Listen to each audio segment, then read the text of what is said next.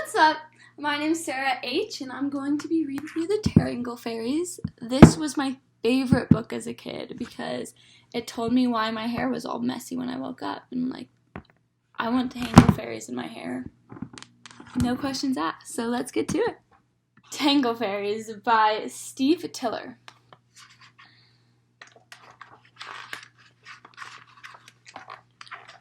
Okay. It begins in the evening when the fairies awake, yawning and stretching and giving a shake. As night finally comes and you fall asleep, the Tangle Fairies have breakfast and then they silently creep.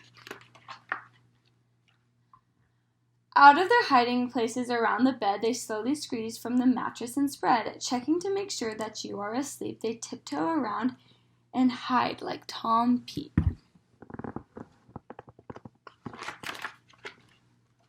Peering slyly around your still sleeping toes, zipping along, they hide near your nose. They stand on their tiptoes to look at your head, making sure you're asleep with nothing to dread. When they are sure that all is all right, they slowly begin to slip into sight, signaling their friends to come out and play to make the most of the night before the coming of day. The nighttime is fairy time for laughing and fun, meeting friends, making merry, and seeing everyone. They dance on your bed and they dance on your toes. They dance on your chin and they dive off your nose. They bounce on your tummy and roll off your chest. Then they race up your shins to see who is the best. Tangling up blankets and twisting the cover, holding hands, whispering and laughing, they hover. They snarl sheets and play tug-of-war. The losers get dragged off all the way to the floor. Like colorful fireflies, they flitter with lights, brightly lit glow sticks lighting the nights.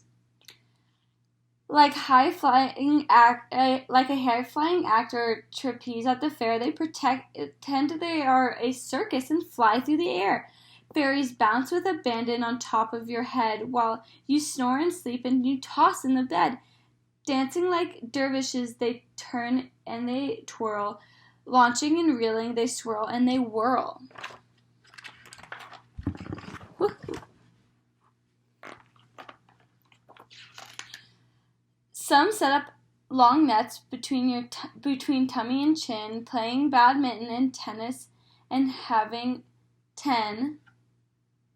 Grabbing pieces of lint formed round as a ball, they divide into teams and play catch down the hall.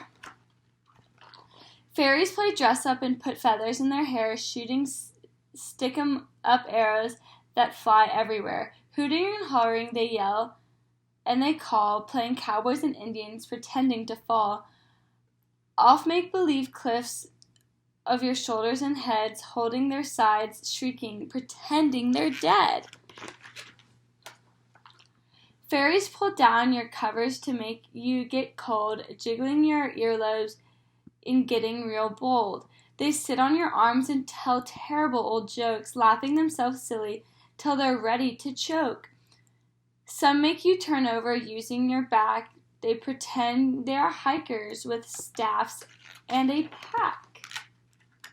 Others tangle your hair bows and ribbons and things, twist your hair into elf locks, using it for swings. Form imaginary drawbridges, castles, and slides. Make caves in your hair and places to hide. Some mat it and knot it and weave it like little beds. Others sew clothes from the hair on your head. Just before they finally get weary, tired from playing and being so merry, passing out kisses and hugs to their friends, saying goodbye as the night finally ends. The fairies stream back to their own hidden beds under the mattress and in the hair on your head, rubbing their eyes and rolling your hair around pint-sized pixies who shouldn't be there. Settling down for the day as you get up from the night, leaving your hair in a mess as it begins to get light. So if you're wondering about the tangles in hair as you brush in the morning, finding knots everywhere, it's only the Tangle Fairies climbing in bed, snuggling up close in the hair on your head. The end. So, here's 2 questions for you. When do the Tangle Fairies get up and start playing? And what was one of their favorite activities to do?